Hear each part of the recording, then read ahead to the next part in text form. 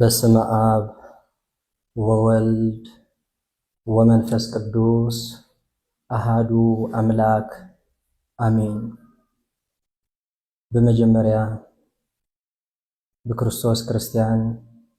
በወልድ ውልዳን በመንፈስ ቅዱስ መንፈሳውያን ዝተሰመኹም ስድራ ቤት እግዚአብሔር አምላኽና ዝፈትወኩም ንስኹም እውን ንእግዚአብሔር እትፈትውዎ ከመይ ኣለኹም? አበብ ዘለኹሞ ናይ እግዚአብሔር ሰላም፣ ናይ እግዚአብሔር ምሕረት፣ ናይ እግዚአብሔር ቸርነት ምስ ኩልኹም ምስ ኩላትና ይኹን። ሕራይ እምበኣር ሎም መዓንቲ ከም ናይ እግዚአብሔር ቅዱስ ፈቃድ ንእሽተይ ሃይለ ቃል አልዒልና ንዓይን ንዓኻትኩምን ክጠቅም ዝኽእል ክንመሃሃር ኢና። እግዚአብሔር አምላኽ ንዓይ ትዛረብ ልሳን ንዓኻትኩም ትሰምዕ ዝነ ልቦና ክህበና ናቱ ሰናይ ቅዱስ ፈቃድ ይኹነልና። እምበኣር ከም መበገሲ ርእሲ ጌርና እንመሃሃረሉ ትምህርቲ ኣብ መጽሓፈ ምሳሌ ምዕራፍ 4 ቁጽሪ 23 ዘሎ ሃይለ ቃል ክኸውን እቲ ቃል እቀብ ልበከ ንልብኻ ሓሉ ዝብል ክኸውን ምናልባት እዚ ቃል እዚ ሕፅረት ናይቲ ቃሉ ርኢና ዕብየቱ ዝነኣሰ ክመስለና ክኸውን ይኽእል እዩ። እንተኾነ ግን እዚ ርእሲ እዚ ኣብ ሂወተይን ኣብ ሂወትኩምን ከምፅኦ ዝኽእል ለውጢ እግዚአብሔር ኣባይና ባኹምን ክሰርሖ ዝኽእል ተኣምር ልበይን ልብኹምን ክልወጠሉ ዝኽእል መንገዲ ክኸውን ስለ ዝኽእል ነቲ ቃሉ ብጽሞና ክትከታተልዎ ጻውዒተይ የቕርብ። እዚ ቃል እዚ ዝተዛረቦ ናይ ጥበበኛታት ጠቢብ ናይ ነገስታት ንጉስ ናይ እስራኤል ሕሩይ ዝነበረ ቅዱስ ንጉስ ነቢይ ሰሎሞን እዩ። ነቢይ ሰሎሞን ነዚ ሃይለ ቃል እዚ ክዛረብ እንከሎ ኣብ መጽሓፈ ምሳሌ ማለት ንመናእሰያት ንዓበይቲ ንህፃውንቲ ዝጠቅም ምኽሪ ዝተጻሕፈሉ ዓብይ መጽሓፍ እዩ። ኣብቲ መጽሓፍ ንሱ ተጻሒፉ ዘሎ ቃላት ኣዝዩ ብዙሕ ብምዃኑ ነቲ መጽሓፍ ንሱ ካብ መጀመርያ ክሳብ መጨረሻ እንተንብብናዮ ዝተመርፀ ነገር ክኸውን ስለዚ ከም መበገስ ርእስና ከምቲ ኣቐዲምና ዝበልናዮ ሎማዓንቲ በዛ ሃይለ ቃል እዚ ጌርና ክንዘራረብ ኢና። እቀብ ልበከ ክብል እንከሎ ንልብኻ ሓሉ ክብል እንከሎ ንጉስ ሰሎሞን ልቢ ተባሂሉ ዘሎ እንታይ እዩ? ስለምንታይ ኢና ንልብና ንሕሉ? ልቢ ከም ትፈልጥዎ ኣብ ክፋል ኣካላትና ኣብ ማእኸል ናይ ኣካላትና ክፋል ዝርከብ ክኸውን እንከሎ ስጋውን ልብን መንፈሳዊ ልብን ኢልና ኣብ ክልተ ንኸፍሎ። ስለዚ እዚ ልቢ እዚ ኣብ ሂወተይን ኣብ ሂወትኩምን መሰረታዊ ነገር እዩ። ምክንያቱ ኩሉ እንገብሮ ብልብና እናሓስቦ እዩ። ኩሉ እንፍጽሞ ብልብና እናሓስቦ እዩ። እዚ ልቢ እዚ እንድሕር ዳኣ ተባላሽዩ ኣብዚ ውሽጢ ልብና ካልእ ዘርኢ እንድሕር ዳኣ ተዘርኡ ኣብዚ ውሽጢ ልብና ጸላእ ሰናያት ክርዳድ እንድሕር ዳኣ ዘርኡ ልብና መብቆለ ሓጢያትን ርክሰትን እንድሕር ዳኣ ኮይኑ ልብና ናይ እግዚአብሔር አምላኽ ቃል ዘይሰምዕ እንድሕር ዳኣ ኮይኑ ልብና ምስ እግዚአብሔር ዘይራኸብ ዝረኸሰ ልብ እንድሕር ዳኣ ኮይኑ ንእግዚአብሔር አምላኽ ክንሪኦ ኣይንኽእልን ኢና። መንግስቲ እግዚአብሔር ክንወርስ እውን ኣይንኽእልን ኢና። ወገናተይ ነዚ ሃይለ ቃል እዚ ኣልዒለ ክዛረብ እንከለኹ ብዙሓት ነዚ ቃል እዚ ሕጉስ ልቢ ሒዝኩም ትሰምዕዎ ክትህልው ትኽእሉ ኢኹም። ብዙሓት እውን ልብኹም ዝተሰብረ ዓለም ዘናወፀትኩም ኣቐዲሙ ጸላእ ሰናያት ኣብ ልብኹም ዘይጠቅም ዘርኢ ዝዘርአ ንመጨነቒ ንመበሳጨው ዝኸውን ኣብ ልብኹም ዘርኢ ተዘሪኡ እንድሕር ዳኣ ሃልዩ እዚ ሃይለ ቃል እዚ ክትሰምዑ እንከለኹም ልብኹም እናተሰብረኹም ትሰምዕዎ ይርዳእኒ። ግናኸ ንዝተሰብረ ልቢ ዝፍውስ ንዝተባላሸወ ልቢ ዝዕሪ ባዕሉ እግዚአብሔር አምላኽና እዩ። ልብና ተሰይሩ እንድሕር ዳ ኮይኑ እግዚአብሔር አምላክ ክጽግኖ እዩ ምናልባት ንዝተሰብረ እግሪ ሓኪም ክጽግኖ ይኽእል ይኸውን ንዝተሰብረ ኢድ ሓኪም ክጽግኖ ይኽእል ይኸውን ንዝተሰብረ ልቢ ዝጽግን ሓኪም ግን ኣብዚ ዓለም እዚ የለን ንዝተሰብረ ልቢ ዝጽግን ሓደ እግዚአብሔር አምላክ እዩ ስለዚ ቅዱስ ዳዊት ነዚ አመልኪቱ ክዛረቡ እንከሎ ኣብ መዝሙር 147 ቁጽር 3 እግዚአብሔር ንልቦም ዝተሰብሩ ይፍውስ ይብል ማለት እዚ ልቢ እዚ እግዚአብሔር መጀመርያ ንዓይና አኻትኩምን ክፈጥረና እንከሎ ንጹህ ዝነበረ ልቢ ጽሩይ ዝነበረ ልቢ አዳም መጀመርያ ክፍጠር እንከሎ ልቡ ንጹህ ኮይኑ ተፈጢሩ ንሕና መጀመርያ ክንፍጠር እንከለና እውን ንጹሃት ልቢ ኮይና ኢና ተፈጢርና ህፃና እዚ ከዓ ኣበይ ከይድና ኢና ክንረጋግጾ ትብሉ እንድሕር ዳኹምኩም ገና ኣብ ዝተወልዱ ህፃውንቲ ክረአ ይኽእል ኣብዚ ውሽጢ 30 ዓመት 40 ዓመት ዝሰራሕናዮ ዝረኣናዮ ነገር ኩሉ ኣብ ልብና ተዋህሊሉ ኩሉ ስለዝኽእል እቶም ሰናይ ነገር እንዳሰማዕና ዝዓበና ጽቡቕ ትምህርቲ እንዳተማሃርና ዝዓበና ኣብ ውሽጢ ቤተክርስትያን ዝዓበና ናይ እግዚአብሔር አምላክ ቃል ኣብ ልብና ዘሎ ሰባት ልብና ማዕረኽ እንደይ ሕጉስ ኮይኑ ምስ እግዚአብሔር ይነብር ከም ዘሎ በዓላትኩም ምስክር ኢኹም እቶም ናይ እግዚአብሔር ቃል እምቢ ኣይሰምዕን ናይ ዓለም ነገር ይሕሸኒ ዓለም ትህበና ሓጎስ ይሓይሽ ኣብ ዓለም ዘሎ ሓጎስ ይበልጽ ኢልኩም ምስ ዓለም ተጣሚርኩም ወይ ድማ ምስ ዓለም ሓደ ኮይንኩም ዝነበርኩም ሰባት ግና ናይ ብሓቂ እቲ ዓለም እትህበኩም ሰላም ከምቲ ክርስቶስ ዝህበኩም ሰላም ኣይኮነን ምክንያቱ በዓል እግዚአብሔር አምላክ ታነ ዝህበኩም ሰላም ከምቲ ዓለም እትህበኩም ሰላም ኣይኮነን ይብል ማለት እዩ እዚ ማለት ድማ ልብና ኣይጸረየን ኣሎ ማለት እዩ ናይ ወዲ ሰብ ልቢ ክጸሪ ዝኽእል መጀመርያ ከም ተቀዲምና ዝበልናዮ ክፍጠር እንከሎ ጽሩይ ኮይኑ ተፈጢሩ ዳሓር ግና ብዝተፈላለየ ዓይነት ሓጢአት ልብና ረኺሱ ወይ ድማ ተባላሽዩ ረሲሑ እንድሕር ዳ ሃልዩ ከጽርዮ ዝኽእል ሓደ እግዚአብሔር አምላክ እዩ ሓደ ሰብ ዝተማህረ ሊቅ ክኸውን ይኽእል እዩ ብዙሕ መጽሓፍቲ ዘንበበ ክኸውን ይኽእል እዩ ብዙሕ ዝረአየ ክኸውን ይኽእል እዩ ብዙሕ ዝረአየ ክኸውን ይኽእል እዩ ልቡ ዘይጸረየ እንድሕር ዳ ኮይኑ ግና ንብዙሕ ነገር ክርኢ ክኸውን ይኽእል ንእግዚአብሔር አምላክ ግን ኣይርዮ ምክንያቱ ተቃል እንታይ እዩ ዝብል ጽሩያት ልቢ ንኣምላኽ ክርእይዎ እዮም እሞ ብፁዓን እዮም ኢልና ይባዕሉ ኣብ ወንጌል ማቴዎስ ምዕራፍ 5 ቁጥር 8 ዘላ ኃይለ ቃል ማለት እዩ ጽሩያት ልቢ እቶም ልቦም ዝጸረየ እቶም ልቦም ንጹህ ዝኾነ ንኣምላኽ ክርእይዎ እዮም እሞ ብፁዓን እዮም ስለዚ ናተይናታትኩም ዕላማ ድማ ንእግዚአብሔር አምላክ ምርኣይ እዩ ነዛ ዓለም እዚኣ ንሪኣ ኣለና ዓለም እውን ንዓና ትሪአና ኣላ ኣብዚ ንሪኦ ዘለና ዓለም ሰላም የለን ኣብዚ ንነብረሉ ዘለና ዓለም ቅሳነት የለን ኣብ ናይ እግዚአብሔር ዓለም ግን ሰላምን ህድኣትን ኣሎ ስለዚ ወገናተይ እቶም ልብኹም ዝተሰብረ እግዚአብሔር አምላክ ልብኹም ይጸግነልኩም እቀብ ልበከ ዝበለ ጥበበኛ ሰሎሞን መጀመርያ እዚ ተዋሂብና ዘሎ ልቢ ሓሊና እንድሕር ዳ ዓቢና የተንከባኺብና እንድሕር ዳ ሓሊናዮ ንልብና ብምንክብኻብ እንድሕር ዳ ሒዝናዮ እግዚአብሔር አምላክ ድማ ኣብ ልብና ሰናይ ነገር ክዘሪ እቲ ዝመሃረና እቲ ዝበሃለና ነገር እውን ኣብ ልብና ክንሕዞ ኢና ክነዋህለሎ ኢና እቲ ጸገም ኮይኑ ዘሎ ልብና ምስ እግዚአብሔር አምላክ ስለዘየለ ልብና ስለዘይጸረየን እግዚአብሔር አምላክ ክሳብ ሕጂ ኣይረኣናዮ ምክንያቱ ጽሩያት ልብን አምላክ ክርእይዎ እዩ ተባሂሉ እምበር ልቡ ዘይጸረየ ሰብ ምስ አምላክ ክራኸብ ወይ ድማ ንአምላክ ክርኢ ዝብል ኃይለ ቃል ተጻሕፈን ብሕጂውን ክጸሓፍ ኣይኽእል እምበኣር ንእግዚአብሔር አምላክ ናይ ምርኣይ ሕልምን ባህግን እንድሕር ዳ ሃሊና ንእግዚአብሔር አምላክ ክርእይዎ ብዙሓት ሰባት ጽዒሮም እዮም ርዮም እዮም እውን ብምንታዮም ግን እዞም ሰባት እዚኣቶም ርዮም እንድሕር ዳ ኢልኩም ልቦም ብምንጻህ እዩ እምበኣር ሕጂ እውን ከቢድ ነገር ኣይኮነን ምናልባት ልብና ከተማ እዩ ናትና ከተማ ዝረስሐት ከተማ እንድሕር ዳ ኮይና ናይ ግድን ክትጸር ኣለዋ ጽሪት ከተማ ክትበሃል እንድሕር ዳ ኮይና ማለት እዩ እታ ከተማ ንክትጸር ድማ ብዙሕ ወጻኢታት የድሊ ብዙሕ ድኻም ብዙሕ ማይ የድሊ ማለት እዩ ልብና ንክትጸር ድማ ብዙሕ ነገር እዩ ዘድልዮ ማለት እዩ ናብ እግዚአብሔር አምላክ ምቕራብ የድልየና ቃል እግዚአብሔር አምላክ ምስማዕ የድልየና ንስሓ ምእታው የድልየና نتي تبالاشي زنبرة لبنا كنحصو يقبلنا مالتي كمتي كدانا مسرسها بما يحصلنا أصرينا ندغنا نلبسو زي أوشتنا هبنا زلو ناي أكلاتنا خدان زخونه لبنا دما حصينا كم بحدش كنلبسو علنا كل غزي برسحو نلبس نحر حلينا اب هيوتنا زمصو صعبين عزي بزح يخون እግዚአብሔር አምላክ ዘይምርአይ ጥራይ ዘይኮነስ ካብ መንግስት እግዚአብሔር እውን ምርሓቅ ክመጽ ስለ ዝኽእል ማለት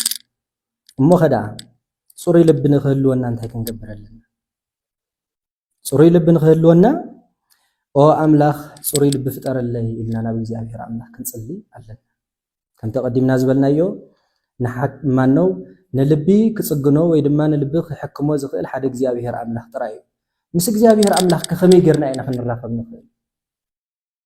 كمي قرنا أنا خلنا نرخب نخل أو أملاك صوري لب فتر اللي نبلنا بمثل الله مالتي زيابير أملاك بصولتي يزركب زيابير أملاك بصومي يزركب زيابير أملاك بسجرتي يزركب زيابير أملاك بنصحة يزركب زيابير أملاك بقدسان يركب مالتي زيهم كلهم من زيابير أملاك بصورة تلفوني مالتي بقول له نرخب نخلينا أنا زيابير أملاك أو أملاك صوري لب فتر اللي نحرد علينا يوم እግዚአብሔር አምላክ ድማ ሁሉ ዝካለ አምላክ አልቦ ነገር ዘይሳኖ ለእግዚአብሔር ዝሳኖ ነገር ስለዚህ የሎ አቀዲሙውን ንሕና ልብ ፍጠረልና ከይበልናዮ ጽሩይ ልብ ሓድሽ ልብ ፈጢሩ ሂብና ረክብና ማለት ንጹህ ኃጢአት ዘይፈልጥ ቂም ዘይፈልጥ በቀል ዘይፈልጥ ርክሰት ዘይፈልጥ ልቢ ጽሩይ ልብ ሂብና እዚ ተዋሂብና ዝነበረ ጽሩይ ልብ ግና በትጽሪየቱ ተንከባኺብና ሒዝናዮ ኣብ ክንዲ ምቅጻል بناي عالم نجر أركيسنا يندحر دعوينا لا يقدم كنا حسبولنا لا يقدم حسبوله مالتي لازم وجناته لبخي صاري لبخي تحسبه لبنس هو يكونن إجزاء أملاك كنروح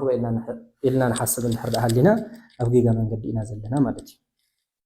لبنا نأكلاتنا جزاي أبجزانا هم تفلتوه استفعل عليه عينة نبرة له مالتي جزا مالت بزوج حق حفظ حزة مالتي ብዙሕ አቁት ዝሓዘ ልብና ድማ ብዙሕ ነገር ዝተሰከመ እዩ ምክንያቱ ሕማቅን ጽቡቕን ክንውስኖ ንኽእል ብልብና እዩ ዝሙት ክንሓስብ ንኽእል ብልብና ተመኒና እዩ ጽድቂ ክንሓስብ ንኽእል ብልብና እዩ ካብ ልብና ወፃኢ ብኻልእ ነገር ክንውስኖ ንኽእል ልብና ናይ ኣካላትና ወሳኒ ክፋል ማለት እዩ ኩሉ ነገር ክውስን ዝኽእል ስለዚ ልድያውን ከም ትፈልጥዎ ቅዱስ ጳውሎስ ይሰብክ ከሎ ኣብ ዝነበረ ግዜ ጽሞና ኣብ ተከታተለሉ ኣብ ዝነበረት ነቲ ልባ እንታይ ገይርላ ከፊትላ ማለት እዩ ኣጽሪላ ንጹህ ልቢ ሂብዋ እዚ ከመርእስቲ ኣልዒልና ንዛረበሉ ዘለና ጉዳይ ብጣዕሚ ሰፊሕን ግዜ ዘድልዩ ለውጥ ንክመጽእ ኣብ ሂወት ብሓንቲ መዓልቲ او ኣምላኽ ጽሩይ ልቢ ፍጠረለይ ኢልካ ሓዱሽ ልቢ ክወሃበና ማለት ኣይኮነን ንኽዳን እኳ መጀመርያ ምናልባት ኣዴታት ሕዋት ፈልጦ ይኾና ንስኻትኩም እውን ኣዴታትኩም ኣንስትኩም ክሓፅባን ከለዋ ወይ ድማ ባዕልኻትኩም ክትሓፅቡ ከለኹም ትርእይዎ ኢኹም ክዳን ከመይ ጌርካ ከም ትፀሪ ማለት እዩ ክዳን ብማይ ጥራይ ይፀሪ ናይ ግድን ሳሙና ክትጥቀመለካ ኦሞ ክትጥቀመለካ በዚ ነገራት እዚ ድማ እቲ ክዳን እንታይ ይገብር ጽሩይ ይኸውን ማለት እዩ ስለዚ እግዚኣብሔር ኣምላኽ እቲ ኣቀዲሙ ዝሃበና ልቢ ብፅሬት እንድሕር ዝሒዝናዮ ሕጂ እውን ክንምለስ ንኽእል ኢና ጽሩይ ጌርና ምስ እግዚኣብሔር ኣምላኽ እንዳተናበብና ምስ እግዚኣብሔር ኣምላኽ ክንነብር እንደለ እንድሕር ኮይና እግዚኣብሔር ኣዳልየልና ኣሎ ልብና ነጽርየሉ መንገዲ ቅድስት ቤተክርስትያን ስርዓቶም ስርዓታት ኣዝዮም ብዙሓት ስለዝኾኑ ኣብቲ ናይ ቅድስት ቤተክርስትያን ስርዓት ክንሳተፍ ይግብአና ማለት እዩ ናይ መጀመርያ ስጉምቲ ልብና ክጸሪ ኣብ ንሓስበሉ ግዜ ክንሓስቦ ዝግብአና እንታይ እዩ ብልብና ናብ እግዚኣብሔር ምንስሕ ማለት እዩ በቃ ዘለና ኃጢአት ዘለና ርክሰት መጀመርያ ንእግዚኣብሔር ምንጋር ቅድሚ ንኻህን እግዚአብሔር ምንጋር ማለት እዩ ናይ ብሓቂ ምስ ልብና ጣዕሳ ንገብር ልበይ ረኺሲ እዩ ዘሎ ልበይ ተባላሺ እዩ ዘሎ ኢልና ሓሲብና ምስ ወዳእና ኣብ መጨረሻ ክንገብሮ ዝግብአና እንታይ እዩ ናብ ካህን ከድና ምንዛዝ ካህን ዝሃበና ኑዛዜ ምስ ወዳእና ድማ ቅዱስ ቁርባን ምቁራብ ቅዱስ ቁርባን ምስ ቆረብና ድማ መንፈሳዊ ነገር ምልምማድ መጽሐፍ ቅዱስ ምንባብ ምልምማድ ስብከት ምስማዕ ምልምማድ ምጽዋት መሃብ ምልምማድ ሰናይ ነገር ምግባር ምልምማድ ብዙሕ ትሩፋት ኣብ ቤተክርስትያን ኣለው ማለት እዩ መንፈሳዊ ነገር ልብና እንዳተለማመደ ምስከደ ካብኡ ምስ እግዚኣብሔር ክንራኸብ ኢና ምስ እግዚኣብሔር ኣምላኽ ምስ ተራኸብና ድማ ካብ እግዚኣብሔር ኣምላኽ ክፈልየና ዝኽእል ሓይሊ የለን ልብና ንጹህ እንተዘይ ኮይኑ ኩሉ ንሰርሖ ስራሕ ከንቲ ዝኸውን ኩሉ ንገብሮ ስራሕ ኩሉ እንህቦ ምጽዋት ክኸውን ይኽእል እንጋደሎ ተጋደሎ ክኸውን ይኽእል እንዛረቦ ዘረባ ክኸውን ይኽእል ኩሉ እንሰርሖ ስራሕ ከንቲ ዝኸውን ልብና እንታይ እንተዘይ ኮይኑ ልብና ንጹህ እንተዘይ ኮይኑ ማለት እዩ ወገናተይ ወታደራት ፈልጥዎም ይኹን ወታደራት ክዋግኡ እንከለዉ ሓደ ምስ ሓደ ክዋጋእ እንከሎ ናይቲ ሓደ ምስ ሓደ ክዋጋእ እንከሎ ጽኢሎም ኣይኮኑም ዝዋግኡ ወታደራት እኳ ወታደራት ናይ ስጋ ናይ ምድሪ ወታደራት ናይ ንጉስ ወታደራት እቲ ዝዓበየ ናይ ኣካሎም ክፋል ልቢ ልቦም ንኸይውቃዕ ልቦም ንኸይህረም ዝጥቀሙሉ ነገር ኣሎ ጥቆምሉ ዕጥቂ ኣለዎም ማለት እዩ እቲ ዕጥቂ ኣብ ልቦም ምስ ገበርዎ እቲ ተወርዊሩ ዝመፀ ነገር ድማ ከጥቅዖም ኣይኽእልን ማለት እዩ ካብዚ እንታይ ይገብር ይምለስ ስለዚ ንዓይ ንዓኻትኩም ክንደይ ዓይነት ኩናት ወጊእና ይኸውን ኣብ ልብና ኣትዩ ወይስ ዕጥቂ ሒዝና ኣለና ከምቶም ናይ ምድሪ ወታደራት ኣብ ልብና ዕጥቂ ጌርና እንድሕር ሃሊና ዕጥቂ ተባሂሉ ዘሎ መንፈሳዊ ዕጥቂ ናይ እግዚኣብሔር ቃል እዩ ካልእ ዕጥቂ የብልና ናይ እግዚኣብሔር ስንቂ እቲ እግዚኣብሔር ዝኣዘዘና 16 ትእዛዛት ማለት 10 ትእዛዛት ኦሪት 10 ትእዛዛት 6 ቃላት ወንጌል ሒዝና እንድሕር ሃሊና ዕጥቂ ጌርና ኣለና ማለት እዩ እቲ ተወርዊሩ ዝመፀ ናይ ሰይጣን ናይ ፀላእ ሰናያት ጦር ወይ ድማ ፍላጻ ተወርዊሩ መፅኡ ከጥቅዐና ይኽእልን ማለት ክምለስ እዩ ምክንያቱ ዕጥቂ ጌርና ኣለና ዕጥቂ ተዘይ ጌርና ግን ብልብና ይኹን ብሕቆና ብዙሕ ኩናት ክወገአና ይኽእል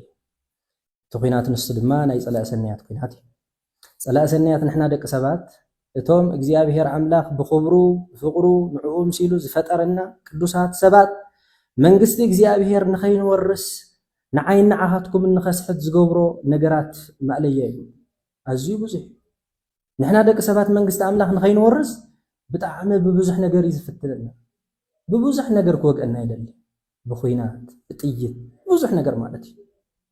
ናቱ ጠያይት ኣለዉ ፀላእ ሰናያት ዘምፀና ጥይት ዝውርውረልና ነገር ኣይንፈልጦን ድሮን ዲ ክሰደልና ቦምቡ ዲ ክሰደልና ጥይት ዲ ክሰደልና ንፈልጦ ነገር የለን ናይ ባዕሉ ዝኾነ ስልት ኣለዎ ናይ ባዕሉ ዝኾነ መሳርሒ ኣለዎ ፀላእ ሰናያት ስለዚ በዚ ነገር እዚ ከይንጥቃዕ እንድሕር ዳ ደሊና ንሕና ናብ እግዚኣብሔር ኣምላኽ ክንቀርብ ወይ ድማ ናይ እግዚኣብሔር ወታደራት ክንከውን ኣለና ዕጥቂ ናይ እግዚኣብሔር ክህልወና ይግባእ ማለት እዩ ኣዳም እኳ እቲ ብንፅህናን ብቅድስናን ዝተፈጠረ ኣዳም ኣቦና እታ ብንፅህናን ብቅድስናን ዝተፈጠረት ሔዋን ኣደና ኣብ ገነት እናነበሩ እንከለዉ ብንፅህና ልቦም ሓልዮም እናነበሩ እንከለዉ ፀላእ ሰናያት ስለ ዝቐንዐሎም ወርዊሩሎም ኩናት ወርዊሩሎም ማለት እዩ ናይ ስስዕቲ ናይ ብልዒ ኩናት ወርዊሩሎም ኣብ መጨረሻ ግና ዕጥቂ ከይሓዙ ስለ ዝፀንሑ ተጠቂዖም እቲ ታሪክ ኩላህና ከም ንፈልጦ ኮይኑ ማለት እዩ ስለዚ ካብ እግዚኣብሔር ኣምላኽ ንኸይንርሕቕ ከም ተቐዲምና ዝበልናዮ ናይ እግዚኣብሔር ኣምላኽ ዕጥቂ ክህልወና ኣለዎ ማለት እዩ ካብ ኩሉ ሓጢኣት ንሓጢኣት እሺ እንድሕር ዳ ንብል ኮይና ሰይጣን ኣብ ኣእምሮና ንዝተኮሰልና ነገር ሕራይ እዚኣ እንተኢልካ እንዳ ክፍፅመ እዞም እንተኢልካ ንኽዝሙ እየ ስረቕ እንተኢልካ ንኽሰርቕ እየ ቀተል እንተኢልካ ንኽቐትል እየ ኢልና ፀላእ ሰናያት ኣብ ሓሳብና ንዘዘ ዘርአልና ተቐቢልና ንኩሉ ንጥቀመሉ እንድሕር ዳ ኮይና እዚ ልቢ እዚ ብጣዕሚ ሓደገኛ ልቢ እዩ ቀልጢፉ ክሕፀብ ቀልጢፉ ክፀሪ ዝግብኦ ልቢ እዩ ስለዚ ንልቢ መሰናኽል ካብ ዝኾነ ነገራት ቀዳማይ እንታይ ኢልና ኣለና ሓጢኣት ማለት እዩ ስለዚ ናይ መጨረሻ ትምህርትና እንታይ ክኸውን ዝኽእል ናይ ብሓቂ ልቢ ክፀሪ ይኽእል ድዩ ዝብል ሕቶ ንልዕለ መጨረሻ ብትኽክል ልብና ክፀሪ ክነፅህ ይኽእል እዩ እንድሕር ዳ ልብና ሓሊና ማለት እዩ ዋላ ልብና ሕጂ ኣብዛ ሰዓት እዚኣ ነዛ ቃል እዚኣ ትሰምዑ ዘለኹም ልብኹም ብዝተፈላለየ ዓይነት ነገር ረኺሱ ወይ ድማ ኣብ ልብኹም ዘዋህለልኩም ነገራት ብዙሕ ነገር ክህሉ ይኽእል ሓረስታይ ከም ትፈልጥዎ ኣብ ማሕረስ ይውዕል ሓረስታይ ኣብ ማሕረስ ምስ ወዓለ ገዛ ምስ ተመልሰ ዝደልዮ እንታይ እዩ ኣቐዲሙ ዝደልዮ ማይ እዩ ዝደሊ ምክንያቱ እቲ ኣብ እግሩ ዝነበረ ርስሓት እቲ ኣብ ኢዱ ሒዝዎ ዝነበረ ሓመድ እቲ ኣብ ኣካላቱ ተዋሂድዎ ዝነበረ ነገር ንኸፅሪ ቅድሚ መግቢ ቅድሚ ቡን ቅድሚ ዝተፈላለየ ነገር እንታይ ዝደሊ ማይ ይደሊ ማለት እዩ ጣሓኒ ትፈልጥዋ ኢኹም ኣብ እንዳ ጣሓኒ ዝሰርሑ ሰባት ሙሉእ መዓልቲ ክሰርሑ ውዒሎም ኣካላቶም ብሕሩጭ ይመልእ ዝውዕል ኣብ መጨረሻ ሳቶም ዝደልይዎ ነገራት ክንታይ እዩ ናይ ግድን እዮም በቃ እንትን ዝደሊ ማይ ዝደሊ ማለት እዩ ሙሉእ መዓልቲ ዝወዓሉ ውዒሎም ገዝኦም ምስ ኣተው ግን እንታይ እዮም ዝደልዩ ማይ እዮም ዝደልዩ ክፀርዩ ስለ ዘለዎም ማለት እዩ ብዙሓት ኣብነት ክንጠቅስ ንኽእል ኢና ምናልባት መካኒክ ኣብ እንዳ መኪና ዝሰርሑ ወይ ጋራጅ ንብሎ ዝሰርሑ ሰባት እውን ሙሉእ መዓልቲ ስርሖም ክሰርሑ ውዒሎም ገዝኦም ምስ ኣተው ዝደልይዎ ነገር እንታይ እዩ ማይ እዩ ፀርዩ ስለ ዘለዎም ማለት እዩ ብድሕሪኡ ማይ ምስ ተሓፀቡ ምስ ፀረዩ ፀርዮም ነቲ ዝተቐረበሎም መኣዲ ይበልዑ ማለት እዩ ስለዚ ወገናት እዚ ናትና ልቢ እውን ምዝ ሕጂ ቀዲምና ክንምስሎ ፀናሕና ሰለስተ ምሳሌታት ካብኡ ዝረሓቕ ምሳሌ ይኮነ ሓረስታይ ኣብ እንዳ ጣሓኒ ዝሰርሕ ሰብ ወይ ድማ ኣብ ጋራጅ ዝሰርሕ ሰብ እዚኦም ሰለስቲኦም ከም ኣብነት ጠቂስናዮም ኣለና መጨረሻ እንታይ እዮም ዝደልዩና ማይ እዮም ዝደልዩ ማይ ምስ ተሓፀቡ ምግቦም ይበልዑ ማለት እዩ ንሕና ድማ ነዚ ልቢ እዚ ንኽነፅሪ ዘድልየና ነገር እዚ እንታይ እዩ እሱ እዩ ዝጥቀስ ዘሎ ማለት እዩ ማይ ተባሂሉ ዘሎ ንስጋ ማይ የፅርዮ ንልብና ዘፅርዮ ድማ እንታይ ንስሓ ማለት እዩ ናይ ነፍስና ማይ ናይ ልብና ማይ ንስሓ እዩ ንስሓ ምስ ኣተና ናብ እግዚኣብሔር ኣምላኽ ምስ ቀረብና ምስ እግዚኣብሔር ኣምላኽ ምስ ተዓረቕና ቤተክርስትያን ተቐርበልና መኣድላ ንሱ ድማ እቲ ስለይን ስለኹምን ኣብ ቀራንዮ ዝተፈተተ ዝተቆርሰ ስጋን ደምን ናይ ኢየሱስ ክርስቶስ እዩ እግዚኣብሔር ኣምላኽና እንታይ ኢሉ ዘበልዓ ስጋየ ወሰትየ ደምየ ቦ ሂወት ዘለዓለም ስጋይ ዝበልዐ ደመይ ዝሰተየ ናይ ዘለዓለም ሂወት ኣለዎ ስጋይ ዘይበልዐ ደመይ ዘይሰተየ ግና ናይ ዘለዓለም ሂወት የብሉን ኢሉ ባዕሉ ኣብ ወንጌል ቀሚጥልና እዚ ምስ ገበርና እምበኣር እቲ ዕላማ ኣብ ምድሪ ንጓዓዞ ዘለና ጉዕዞ መጨረሻ ዕላምኡ እንታይ እዩ መጨረሻ ዕላምኡ እንታይ መንግስተ ሰማይ ምውራስ እዩ ናይ መጨረሻ ዕላማና እሱ እዩ ማለት እዩ ብዝፀናሕና መንገዲ ፀኒሕና ኣብ መጨረሻ ናበይና ክንኣቱ ንደሊ ናብ መንግስተ ሰማያት ክንኣቱ ንደሊ ማለት እዩ እታ እንደልያ መንግስተ ሰማያት እታ ሓንሳብ በሊዕኻ ዘይትጠምየላ ሓንሳብ ሰቲኻ ዘይትፀምአላ ናይ ዘለዓለም ሂወት መንግስተ ሰማያት ናይ ዘለዓለም ሂወት ዘለዋ መንግስተ ሰማያት ናብዛ ቦታ እዚኣ ክንኣቱ እንድሕር ደኣ ኮይንና ንልብና ፅሪና ምስ እግዚኣብሔር ኣምላኽ ተዓሪቕና ስጋን ደምን ናይ ኢየሱስ ክርስቶስ ተቐቢልና እዩ ክኸውን ዝኽእል ማለት እዩ ወገናት ስለ ልቢ ብዙሕ ነገር ክንዛረብ ንኽእል ኢና ብዙሓት ቅዱሳን እውን ስለ ልቢ ተዛሪቦም እዮም ማለት እዩ ሎማዓንቲ እዚ ከም ኣርእስቲ ኣልዒልና ዝተዛረብናሉ ምክንያት ልቦም ብዘይምሕላዎም ብዙሓት ሰባት ኣብ ዝተፈላለየ ዓይነት ሓጢኣት ክወድቁ ስለ ዝረኣዩ እዮም ከም ኣብነት እንድሕር ጠቂስና ሶምሶን እኳ ተሓያል ናይ እግዚኣብሔር ነቢይ ዝነበረ ናይ እግዚኣብሔር መስፍን ዝነበረ ልቡ ብዘይምሕላው ያው ብዝሙት ምስ ደሊላ ወዲቑ እዩ ማለት እዩ ቅዱስ ጴጥሮስ እውን እንተኾነ ልቡ ብዘይምሕላው ንእግዚኣብሔር ኣምላኽ ክሄድ እዩ ቅዱስ ዳዊት እውን እንተኾነ ልቡ ስምዒቱ ብዘይምሕላው ምስ ቤርሳቤህ ብዝሙት ወዲቑ እዩ ብዙሓት ቅዱሳን ልቦም ብዘይምሕላዎም ተጋጊዮም እዮም እቲ ዘሐጉሰካ ናይ ቅዱሳን ነገር ግን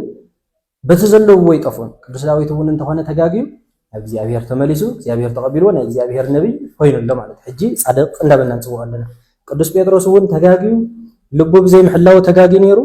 ጅግና ናብ እግዚኣብሔር ተመሊሱ ናይ ሃዋርያት ሓለቓ ኮይኑ ቤተክርስትያን ድማ ዝለዓለ ክብሪ ሂባቶ ትኸይደላ ማለት እዩ ብዙሓት ቅዱሳን ልቦም ኣጋጊይዎም ኣብ ካልእ ዝወደቑ ነይሮም ግና ናብ እግዚኣብሔር ኣምላኽ ዝተመልሱ ከዓ ቁፅሪ የብሎምን ማለት እዩ ኣዳም ንባዕሉ መጀመርያ ተጋጊዩ ነይሩ ድሓር ከዓ ናብ እግዚኣብሔር ተመሊሱሎም ምግጋይና ባህርያዊ ናትና ስጋ ዝሰማምዖ ስለ ዝኾነ ጌጋ ንእግዚኣብሔር ዘይሰማምዖ እምበር ንዓና ደቂ ሰባት ዝሰማምዕ ነገር እዩ ስለዚ ዋና ነገር እንታይ እዩ ብጌጋና ብዘለናዮ ልብና ርኪስና ክንቅፅል ከም ዘይብልና ኢና ክንገብር ዘለና እምበር ልብና ኣፅሪና እግዚኣብሔር ኣምላኽ ብንስሓ እንድሕር ተቐቢልና እዩ ቅዱስ ጴጥሮስ ዝተቐበለ እግዚኣብሔር ኣምላኽ ክቅበለና እዩ ቅዱስ ዳዊት ዝተቐበለ እግዚኣብሔር ኣምላኽ ክቅበለና እዩ ንሙሴ ጸሊም ዝተቐበለ እግዚኣብሔር ኣምላኽ ክቅበለና እዩ ብዙሓት ቅዱሳን ዝተቐበለ እግዚኣብሔር ኣምላኽ ክቅበለና እዩ እቲ ዘይሓልፍ ናይ ዘለዓለም መንግስቱ ድማ ከውርሰና እዩ ወገናተይ ኩሉ ግዜ ናትና ሽግር እንታይ እዩ ብእዝንና ምስማዕ ኣብ ልብና ግን ዘይምውህላል ነገር ስለ ዝኾነ ነዛ ሃይለ ቃል እዚ ብልብኹም ሒዝኩም ኣብ ልብኹም ዋህሊልኩም ኣብ ህይወትኩም ለውጢ ከተምፅሉ ስም እግዚአብሔር አምላክ ይምሕፀን እና ጥበበኛ ሰሎሞን ወይ ድማ ንጉስ ሰሎሞን እንታይ እናበለ ዝመክረና እቀብ ልበከ ልብኻ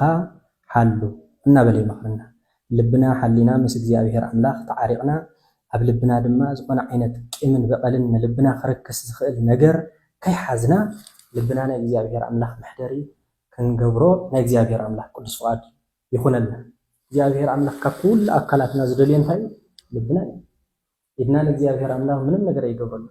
ልብና ናይ እግዚአብሔር አምላክ ዙፋን እግዚአብሔር አምላክ ኳሕ ኳሕ የብል ኣለኹ እቲ ድምፂ ሰሚዑ ዝኸፈተና ኣነ ናብኡ መፅእ ክሓድር እየ ማለቱ ኣብ ምንታይ ክሓድር ንሓዳ ኢልኩም ከም ተቀዲምና ዝበልና ልብና ገዛ ስለ ዝኾነ ናይ እግዚአብሔር አምላክ መሕደር ይኸውን ማለት እዩ ንልበይን ንልብኹምን እግዚአብሔር አምላክ ይሕደሮ ዝመሃረና ዝገስጸናን እግዚአብሔር አምላክና ክብሪ ምስጋና ይኹኖ ስብሐት ለእግዚአብሔር ወለወላዲቱ ድንግል ወለመስቀሉ ክቡር ይትአኮት ይሰብሐ ስሙ ለእግዚአብሔር አምላክነ ወትረ በኩሉ ጊዜ ወበኩሉ ሰዓት እቀብ ልበከ ንልብኻ ሓሉ መጽሐፈ ምሳሌ ምዕራፍ 4 ቁጽሪ 28 ቁጽሪ 23